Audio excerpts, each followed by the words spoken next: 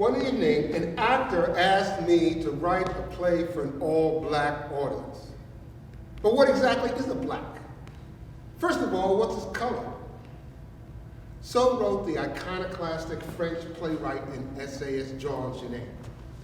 Out of this musing, Genet wrote the play Les Nègres, or The Blacks, the clown show, for which he declared, this play, written, I repeat, by a white man, is intended for a white audience.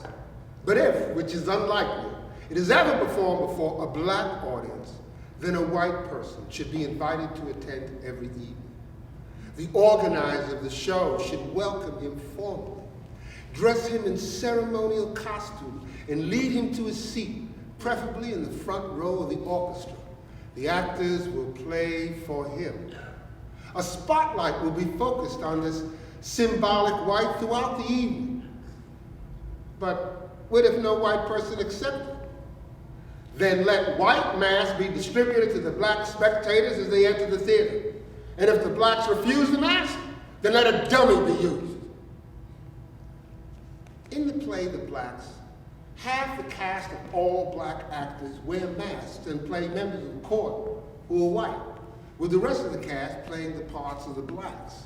It'd be safe to say that some of them are acting white while others are acting black.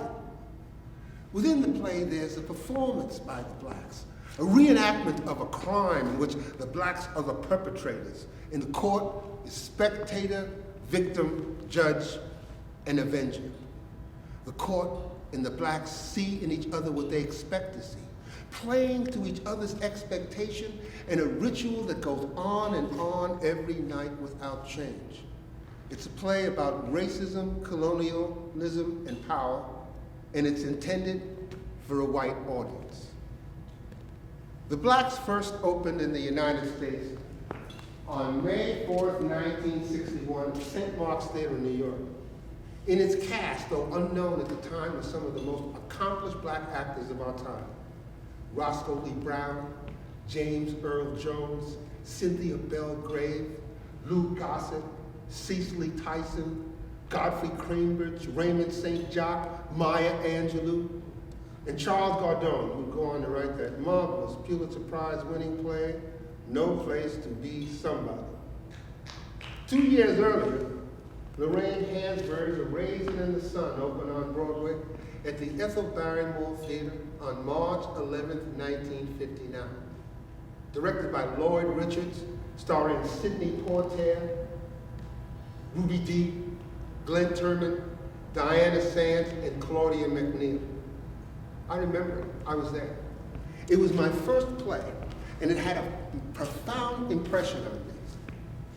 I remember Diana Sands as Benita was having a disagreement with Claudia McNeil as Mama about faith. And Benita says to Mama, there simply is no blasted God. And Mama, who is the soul of patience, love, and restraint, slaps Benita across the face, and in a low, steady voice that seems to reach deep into your chest, tells Bethina, now you say after me, in my mother's house there is still God. But she said it scared the shit out of me. And I remember me and my classmates were sleeping right along with Benita. In my mother's house there is still God. It was in that moment that I first realized the power of theater, the power of the imagination, and came to appreciate and identify with the positivity of my own blackness. A Raisin in the Sun is a play of such perfection that would make Ibsen and Chekhov blush, yet it is regarded rather paternalistically as a black play. While white audiences loved it, black audiences tend to regard white audience response to the play to be rather condescending. For me, it was a transcendent piece of art that brought truth, realization, and meaning to my life. While to many white audiences, it was a brilliant exposition of the other, where the white audience is spectator, victim, judge, and at least in the critical sense, avenger. Exactly the situation that Genet is illuminating in The Blacks. So the question is, which of these plays is a black play? Are we watching black actors acting, Are we watching black actors acting black? The first actors to act black in this country were, of course, the early white minstrel performers who put bootblack on their faces to portray lazy, shiftless, comical Negroes for the entertainment of the general white American populace. But these minstrel performers had a deeper purpose, and that was to assure that white American populace that they had nothing to fear from the blacks, that the blacks would not take their jobs or their women or insinuate themselves in their social and civic affairs, that they would not compete with or displace or even desire to compete with or displace the hard-fought-for values and material wealth of American life because they are naked and imitative and childlike, without ambition or desires except to entertain the white race that has given the blacks morals and religions and a place and purpose that will make this country the greatest nation the world has ever known. Dr. Freud, would you please take a seat? This was the goal of the early American minstrels, and they achieved that aim by acting black, acting the blacks of their imagination. And we can trace this phenomenon to a single individual on a specific night. His name was Thomas Dartmoor Daddy Jim Rice, and the place was Ludlow and Smith's Southern Theater in Louisville, Kentucky in the year 1828. I was invited to be part of a panel on Daddy Jim Rice, kind of roast to his dishonor.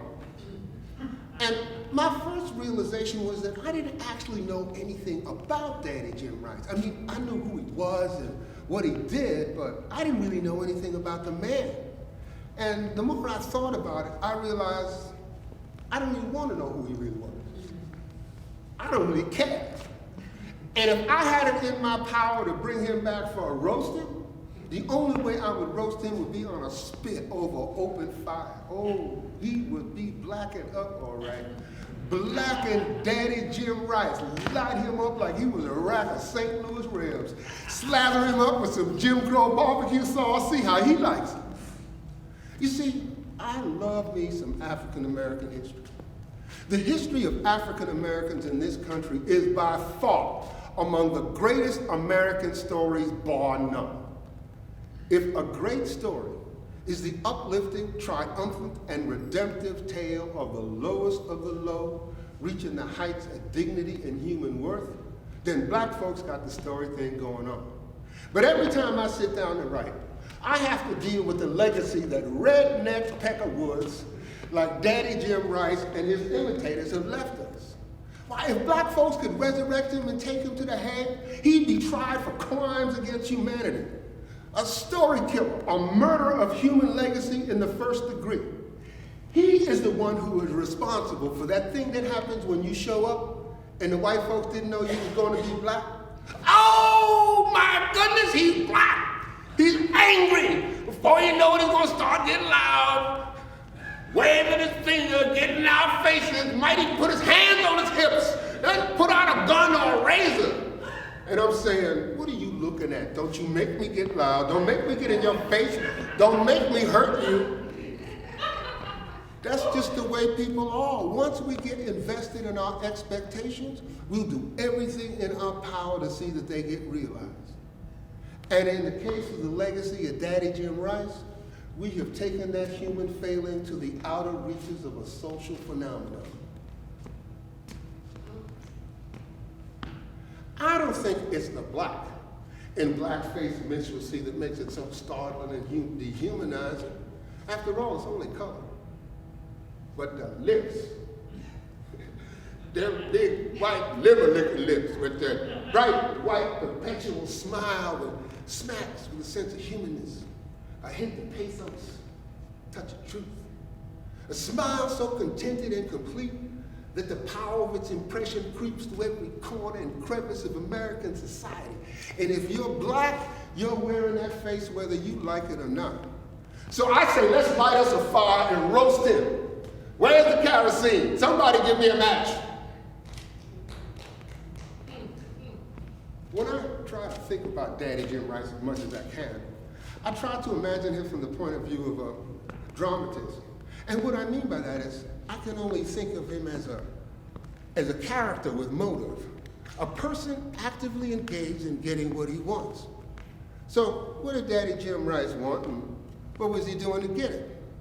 Well, first of all, he's an actor, and what he wants most of the time when he hasn't got one is a job. He wants to stop ducking his landlord and a better sustenance in his life than a diet of ale and codfish. He wants to be a hit. He wants to be famous and live the life he's always dreamed. It's probably all he ever thinks about.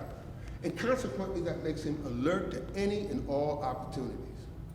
So there he is in Louisville with just another grind, just another gate leading to nowhere. And from the back of the theater, overlooking the yard of Crow's livery stable, he sees what is described by a contemporary eyewitness account as an old, decrepit Negro singing a song and doing a jig in the stable yard. And Daddy Rice says, "Whoa, that boy is funny." Now, this old, decrepit Negro, and I'm sure we can all recall the image of an old, decrepit Negro we know. Hell, you're looking at an old, decrepit Negro now. But this old, decrepit Negro, bad enough he was old and decrepit, he was a cripple. Said he was deformed. Right shoulder drawn up high like a hump, left leg stiff and darn near useless, and crooked as a knee so to make him walk with a painful, perpetually lumbering limp. And despite his condition, old, decrepit, crippled, in bondage, and black, he's singing a song and doing a jig in a stable yard all by himself. As far as he knew, wasn't nobody out there in that yard but him. And the song he's singing goes like so. Wheel about, turn about, do just so, and every time I wheel about, I jump Jim Crow. Now, if we know little about T.D. Rice, we know absolutely nothing about that old decrepit Negro. Nor do we have any idea what about the presence of that old decrepit Negro and that historical moment seems so funny to Daddy Jim Rice. Seemed this brother was happy about something. Happy at a time when there wasn't much for black folks to be happy about. But I will bet you $1 to a donut that old Negro had just put something over on his old master, Mr. Crow. He had just pulled off that old brown rabbit in the Briar Patch trick, and it was tickling him to death. He was just singing and dancing about how he had made a fool of that old white man he didn't even know. Now, while he was singing and dancing, he still had his presence of mind. Because if he went to church at all, he went to that old-timey church where if the spirit moves you and you get up and dance, you better not cross your feet. No, don't cross your feet. And if any of y'all got your feet crossed in here, uncross them. Otherwise, we're liable to have the devil up in here. No. Don't cross your feet. If you want to turn around, you got to either wheel about or jump. Wheel about, turn about, just so. And every time I wheel about, I jump Jim Crow. Now, I'm sure Daddy Rice wasn't aware of any of this. Wasn't in his consciousness. Wasn't in his capacity to see. He just said to himself, "Whoa, that boy is funny." Now, Daddy Rice, he was a dancer, a professional imitator, an Ethiopian delineator. He could pick up a step. So without regard for substance, Daddy Rice appropriates what he sees. And what was that? What was the dance that old decrepit Negro was doing? And not just the dance himself, but how was that old decrepit Negro doing the dance? There's a description of the dance Jump Jim Crow in Marshall's and Stern's Jazz Dance, the story of American vernacular dance.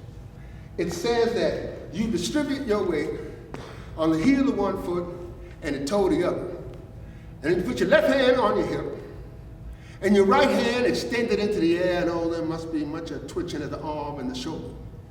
And then you gotta be old and decrepit with the right shoulder drawn up high like a hump and the left leg stiff and crooked at the knee and a smile on your face that'll light up the world. Wheel about, turn about, do just so, and every time I wheel about, Jump Jim Crow. Well, Daddy Rice goes into the theater. The stage manager says, "What you gonna do tonight, TD?" He said, "I'm gonna do that old decrepit Negro." He gets out on stage, and that's what he does. He does that old decrepit Negro, and he's a hit. The audience, Louisville audience, called him back 20 times. 20 times for 20 encores to do it again and again and again. Daddy Rice spent nearly the rest of his life doing that old decrepit Negro. He spawned an industry, an art form. He was the father of American minstrelsy. He became rich and famous doing that old decrepit Negro night after night, year after year in Cincinnati, Pittsburgh, Philadelphia, New York, Boston, London, Dublin, everywhere. When he died, ironically, he died poor. Old decrepit white entertainer who had lost his fame and fortune. His life passing back to the day when he saw an old Negro dancing in the stable yard. It's kind of a sad story, really. Sad and somehow commonplace. But what I think is far more fascinating, the real story, the story of that old black man dancing in that stable yard, spinning and wheeling and turning about with a smile on his face that could light up the world. Wheel about, turn about, do just so. And every time wheel about, a jump Jim Crow. The birth of American minstrelsy coincided with the birth of the American Railroad. In the year 1827, the year before Daddy Rice was thought to have made his blackface debut, the Baltimore and Ohio Railroads incorporated. And as the railways grew, it physically unified the country with its minstrel passengers aboard, spreading the new narrative of the blacks across a new and growing nation, providing white European immigrants with a common language and a social point of view. After all, the blacks were at the center of the great national debate. What would become of the new Western territories? Would they be admitted as slave states or free? And what would we do with the blacks? And who exactly are the blacks? Turning stereotype into archetype, the early minstrel performers provided answers using a simple format that survived to this day in our sitcoms and variety shows. The characters they portrayed had particular uniform characteristics. For one, they made terrible usage of the English language, which must have been very amusing for the early European immigrants who had but a slim grip on the mother tongue themselves. They had great ambition for little insignificant things which they were most often failures in achieving. They were lazy, shiftless, with the lowest moral standards imaginable. Their greatest ambition was to be white. And as imitation is the greatest form of flattery, this particular assumed behavioral characteristics of the blacks was at the center of the minstrel's performance practice. They were acting black by portraying blacks who were attempting to act white. Again, I want you to get this. They were acting black by portraying blacks who were attempting to act white. Almost instantly after Daddy Rice's blackface character took the stage, minstrelsy became America's most popular art form, spreading like wildfire across a vast and growing nation. Along the way, it prepared the stage for another minstrel show at the Supreme Court in 1857. Dred Scott was a slave born in Virginia who was taken by his master, U.S. Army Major John Emerson, from St. Louis, where Scott was purchased, to Fort Snelling in a free territory, which is now present-day Minnesota. On the basis of being in a free territory, Scott sued for his freedom, and the case eventually went before the Supreme Court. In its decision, the court ruled that the blacks and their descendants, whether slave or free, were not protected by the Constitution. and would never be citizens of the United States. That in fact, no black had any rights that any white was bound to respect. Now no longer the passing entertainment of a minstrel show, white supremacy becomes the law of the land. And the effects of the Supreme Court's decision appeared everywhere in American life. In children's books, sheet music, don't move too fast on the way. Advertisements, cartoons, bric-a-brac, lawn jockeys, black cook on the cream of wheat, Aunt Jemima on the pancake box, Uncle Ben on the rice. After the Civil War, black actors started acting black in the minstrel show. Somebody must have said, hey, I know what we'll do. We'll put us some real Negroes in our minstrel show. We'll get us some real Negroes up in here. That'll be a novelty, wouldn't it? That'll be authentic, all right. But the problem was, not all black people are black. Right? Some are brown, sepia tone, cinnamon tint, coffee color, some like cocoa or chocolate. Some can even pass for white. We're not all black. But this was somehow disturbing to white audiences. They wanted their minstrels to be black. Blue black, indigo black, boot black, polished black, as far away from whiteness as blackness can get, even if you're already black. So the black minstrels had to put on blackface and wear white gloves, just like the white minstrels were doing. Well, wait a minute. If all the blacks are wearing black, how's the audience gonna know if they're actually black? So the interlocutor, the master ceremonies of the minstrel show, he would perform without the blacks, so that the white audience could be assured that what they were experiencing was actually the real McCoy. The black minstrels faced this madness with talent, imagination, and psychological acuity. What choice did they have? It's probably the safest job a black man could have in the dangerous world of Reconstruction America. Never mind a bad review. A bad performance could get you run out of town on a rail, tarred and feathered, or worse. And as performers, they had to be able to sing, dance, do monologues, play at least 2 musical instruments, possess an impeccable sense of comedic timing, and take an objectification of themselves and turn it into an evening's entertainment in order to get reasonable, steady work. They knew what they were doing.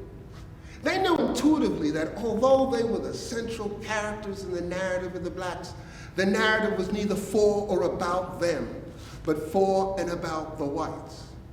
That the purpose of the blacks in the white authored narrative was to display to the whites what they feared for themselves, being powerless victims without hope or the capacity to change their condition. This must have been a familiar theme to the new white European Americans. After all, they just come from a Europe where they were peasants, second sons without any hope of land inheritance, with oppressive kings, onerous taxes, religious intolerance, and whose ancestors had been slaughtering each other in Europe for centuries. Now, they were in a place where they had freedom and opportunity. After a hard day's work, they might go out and take in a minstrel show. Laughing and jeering at the misfortunes of the blacks, they may not have known who they were. One thing they didn't know, they wasn't Indians and they wasn't niggers. Perhaps the most significant outcome of this white authored narrative is its use as a mechanism of social control. Once the narrative took hold, all the blacks had to conform to it. And not just the black-faced minstrel group, but the entire population was forced into acting black. To deviate from the prescribed behavior was die. Burnings, brutalization, lynchings, and to be confronted by that iconic social enforcer, the Klansman, the man in the original hoodie, who, like the court in Genèse de Blacks, is spectator, victim, judge, and avenger. I never understood what was up with the disguise. Surely they knew that black people knew that there were white people under them sheets. And I never understood what those poor Southern white boys were doing fighting for the Confederacy in the Civil War. It must have been an identity thing. It wasn't like preserving slavery was going to get them a job. I mean, if you are poor and white in the South, you really are invisible. Yet they go around wearing bed sheets, burning crosses, marching in circles, talking about whoa-ee-oh, whoa, whoa-ee-oh, whoa. I mean, wow. It's a performance and a ritual, just like a minstrel show intended to regulate the behavior of the blacks. And as W.E.B. Du Bois says, under these conditions or circumstances, black is not a color, but a condition. Of the cast of characters that make up the early American black behavioral stereotypes, there are around 8 to 10 basic categories.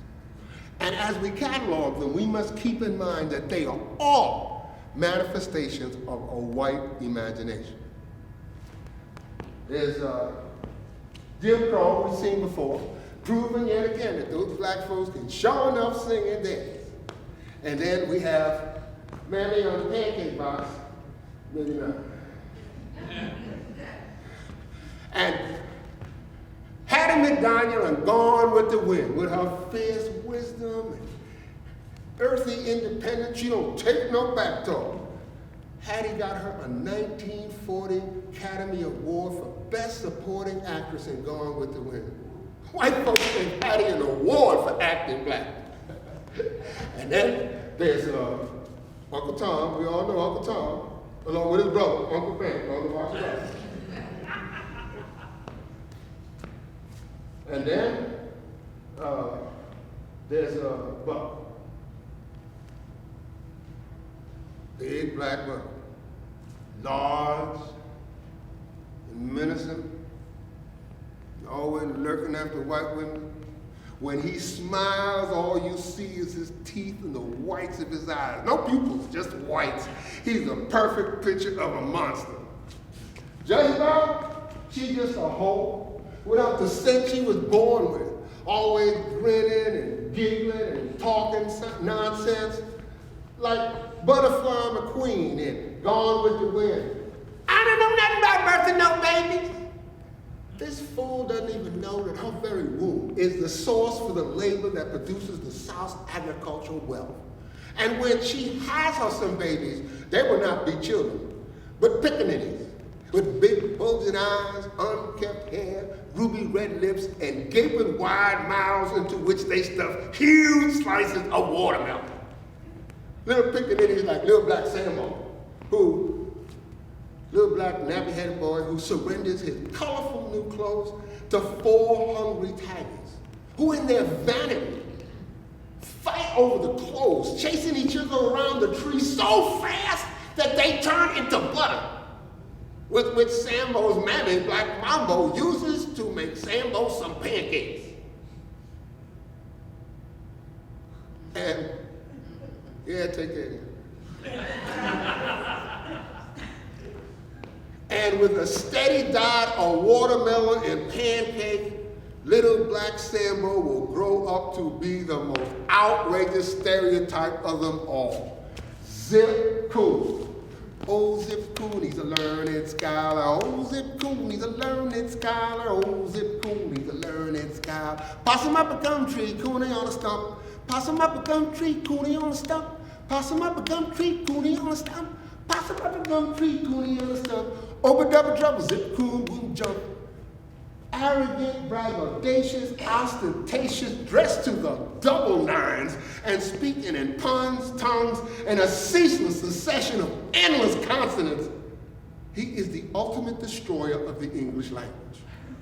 The question is, from where in the subterranean subconscious of a white American imagination do these psychic emanations come from?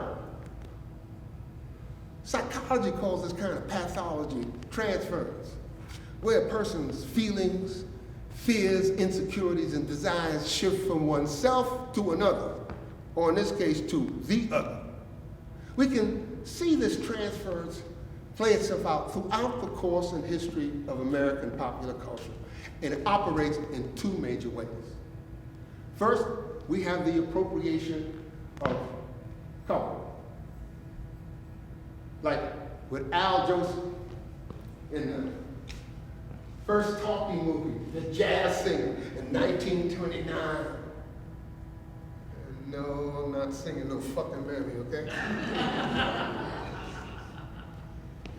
Then we have the appropriation of identity itself. On the one hand, we have Jim Beckwourth, African-American mountain man, fur trader, explorer, Crow Indian chief, who was responsible for the discovery of Beckwourth Pass through the Sierra Nevada mountain range, which would be the principal route on the Oregon Trail. In the 1957 movie Tomahawk, he is portrayed by the white actor Jackie Ogie without the benefit of blackface.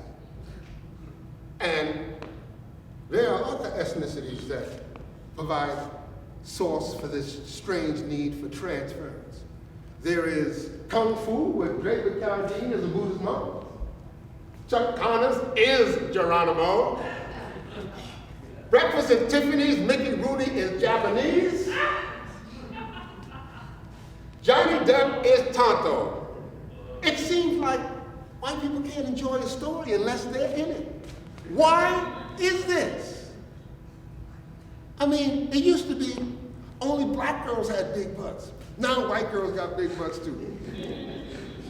Brothers walking around with their pants with their ass sticking out. Now white boys got their ass sticking out. Chuck Berry got his thing going on. White folks bring in Elvis Presley.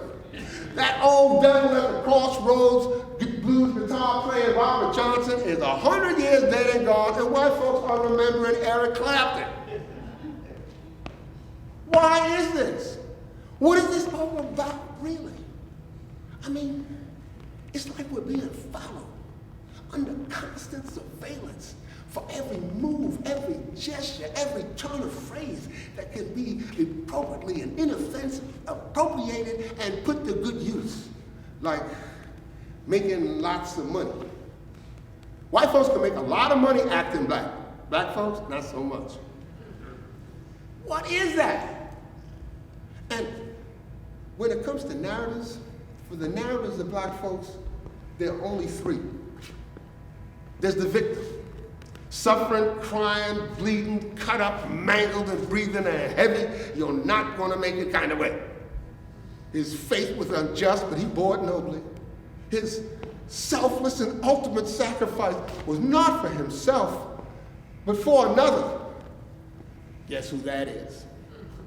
And in his darkest hour, he cries out to the Lord, "Oh Lord, help me, save me, God, please save me." Then he dies, fade out, end of story. Number two is that white knight or nitress coming to save you on a buxom white steed, waving a big-ass broadsword and crying out for truth, justice, and the American way. In other words, to help. I asked a friend of mine some time ago, what did he think about that movie Shawshank Redemption, about a white convict in the penitentiary? I guess they thought they'd take the minority view on that one, right? Anyway, my friend said, it was like driving Miss Daisy to prison. Driving Miss Daisy to prison. Can you imagine Miss Daisy be talking about, "Hope, on the gate, Hope." Miss Daisy behind bars. But hey, Hope wouldn't let that happen to Miss Daisy. After all, she helped him. Yes, Miss Daisy helped you when you needed help the most.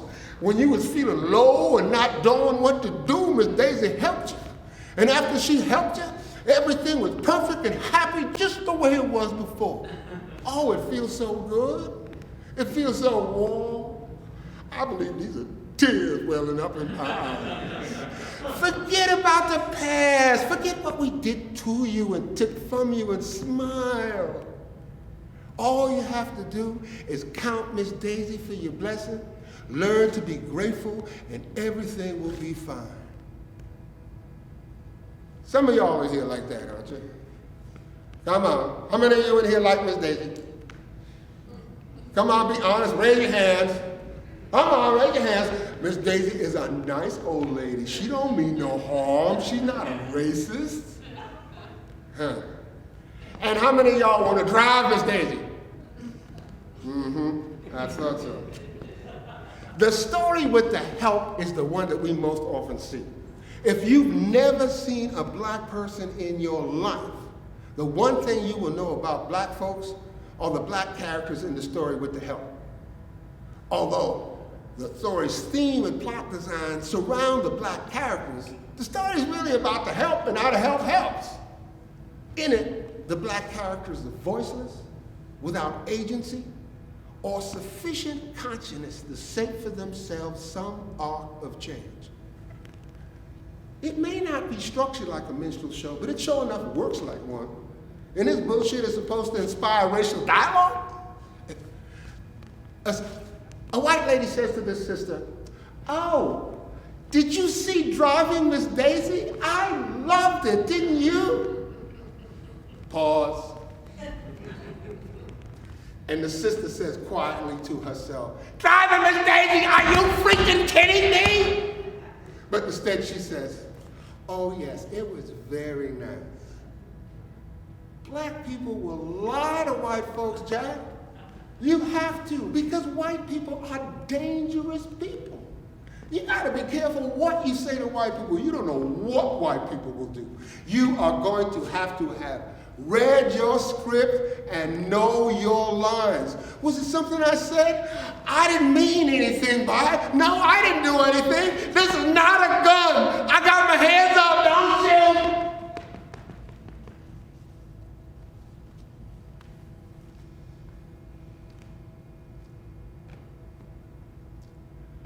The third narrative of black folks we most often see is the buddy story. Take the Long Ranger and Tonto. Okay, I know Tonto isn't black, he's Indian, but this is America. We don't care what kind of nigga you are. The Long Ranger's always saying stuff to Tonto like, "Don't worry, Tonto. I'll find us a way out of this."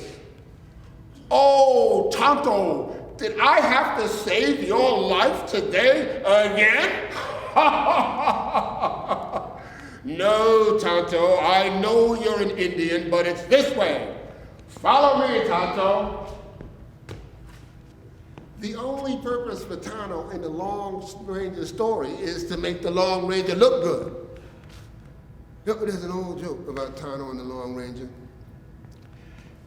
They're surrounded on all sides by wild, hostile Indians. These Indians are nothing like Tonto. No, these are wild, hostile Indians. And the only thing they live for is to put a long and permanent whipping on the Long Ranger's ass. There's no escape, no way out. When all seems lost, the Long Ranger turns to Tonto, and for the first time ever, he asked Tonto for his opinion. "What do we do now, Tonto?" Tonto said, "What you mean we, white man?" Payback is a bitch.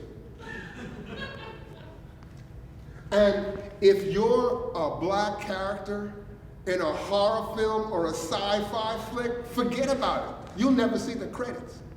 You'll be dead before the end of the first act. It'd be the same old shit. You see, there's a script, and everybody has a copy, and everybody has a part to play. It's not just a sickness. It's a ridiculous sickness. It's exactly what Janae is saying in The Blacks.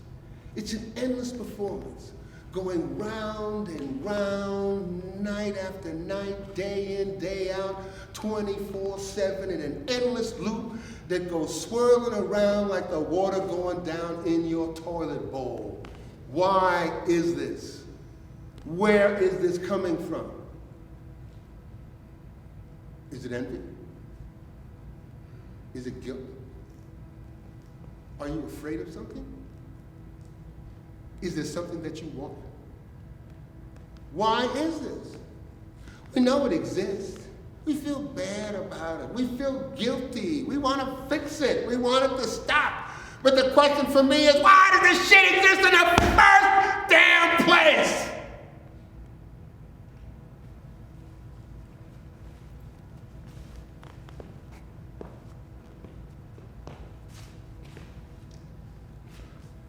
I gave a lecture once at the Columbus Museum of Art in Columbus, Ohio. They had an exhibition of paintings and sculpture by Frederick Remington and Charles Marion Russell depicting the early American West. They were doing the lectures to get ahead of the curve before the naysayers showed up.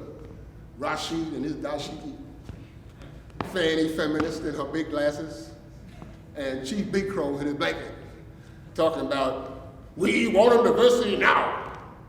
We want to hear all of our stories now. Say you're gonna represent, then represent. We want our representation now. No, the museum didn't want to hear any of that.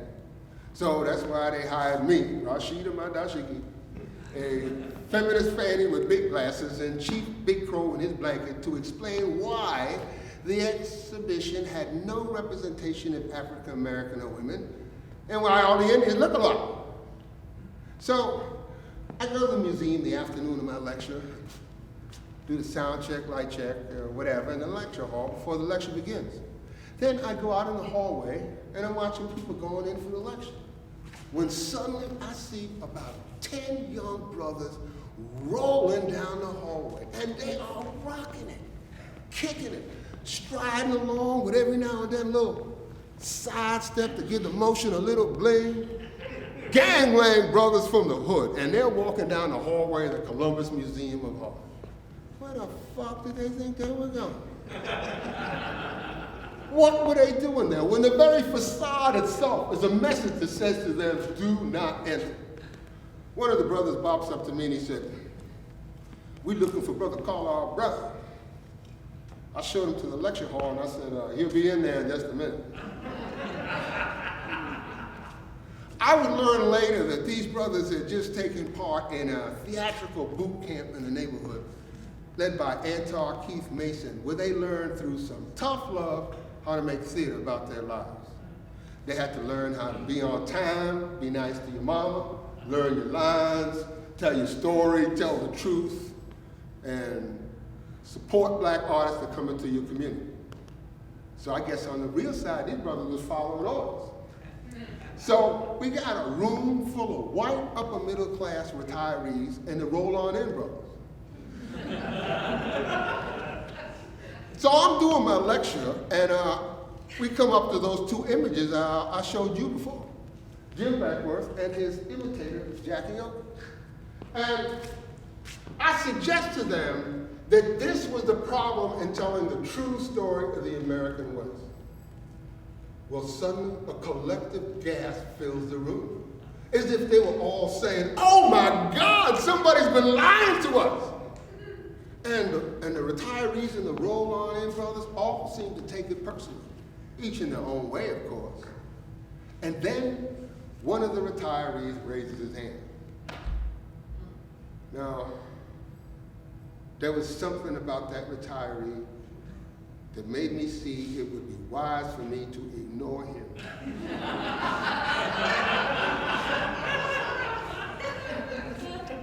But he's the only one raising his hand. And he's raising it in such a way with his arms stretched out as far as he could stretch it, and his hand fluttering in a wind of urgency like a white flag wave in surrender. He had our complete and undivided attention. I can see him now. I was looking right at him just like I'm looking at you. I could see he's nervous. Maybe he's never stood up before a group of people and expressed his feelings. Maybe he's a little frightened of the roll-on-in brother sitting purposely in the back of the room. Maybe he's never done this before. I could see it coming, and as much as I wanted to save him from himself, I had to acknowledge him. And then he stands up.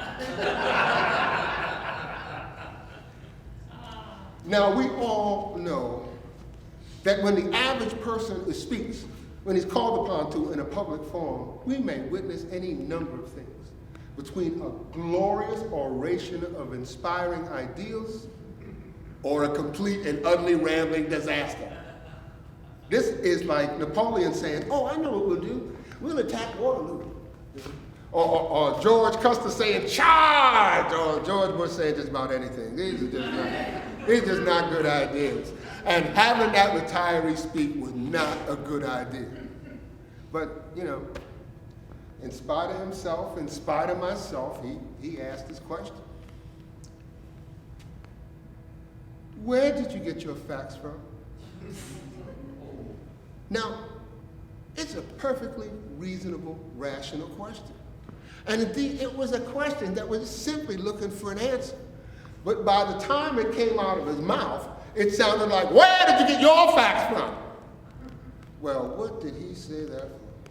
Those people in that lecture hall were on him like white on rice. And not just the black people, of which there was a few, other than the roll-on-in brothers, but the white people too. Neo-liberals were trying to out-liberal the liberals, and one lefty guy wanted to occupy the museum. That'll make a statement, wouldn't it? And they're talking about, we have to engage in meaningful dialogue together. We must abandon our notions of privilege and social entitlement. We must seek inclusion, diversity, pluralism, multiculturalism. Let the immigrants flow, yo. Get your butch, dyke, lesbian, transgender, cross-dressing, homo ass over here because we're including everybody.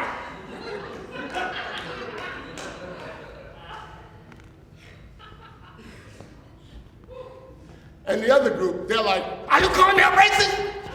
How dare you call me a racist? I'm not a racist. As if you could swim in the ocean and not get wet. There was a rather large, black, manly-looking woman sitting next to the poor, deceased retiree who was letting him have it with both barrels at close range. Oh, you saying he's not smart? Not intelligent? Not correct with his information? Well, you think no white person is smart as you? Well, let me tell you something. We're smart as you, and maybe even smarter. Because we have to deal with you and our own self too. And that ain't no Einstein joke. Well, hey, the besieged retiree had to defend himself. So he says, look, all I want to know is, if I'm walking along the sidewalk and I see this young gentleman coming toward me, meaning the roll-on-in brothers, should I cross the street? No, it was a perfectly reasonable, rational question, eh? An honest question, a practical question, a question that was honestly and earnestly looking for an answer. Maybe the subtext was, will I be welcomed? Will I be engaged? We might even find something in common between us. Well, the roll-on-in brothers were having none of it. They called that poor retiree everything but the child of God. He was the repository and the exemplification of a motherfucker of endless, descriptive, explicative, and low-down talking about your mama adjective of a racist. You don't know me. You don't want to know me. We dress like this because we're saying, fuck the white man, fuck the white man, fuck the white man. We're not going to be who you want us to be. We're going to be who we want to be. Not asking you for your inclusion. We including our own damn self. You want to cross the street? Go ahead. Who cares? Well, the old retiree, he was mortified. He was sweating, and he fidgeted about his chair like he was looking around for something to say. I know I should have stopped it all and saved that poor retiree from the fix he was in.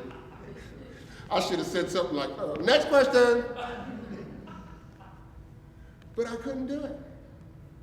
I was much too fascinated by the fact that although it was loud and antagonistic and painful to witness, the retiree and the roll-on-in brothers were actually having a conversation at the Columbus Museum of Art.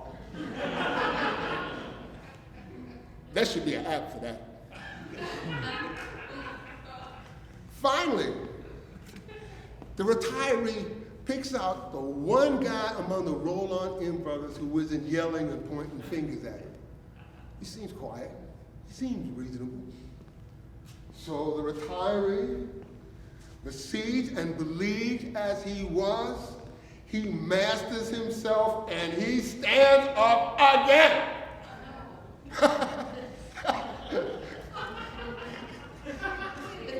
She said, no.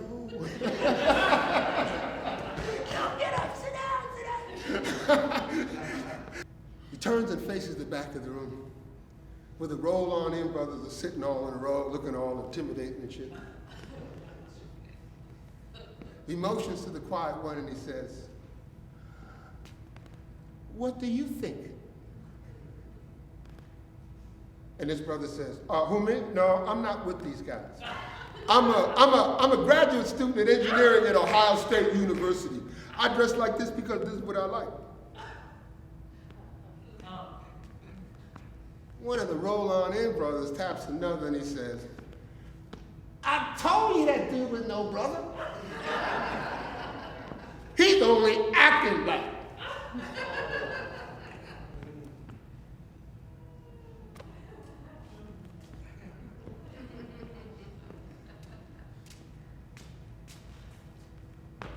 Thank you, ladies and gentlemen. Take it home with you. Think about it.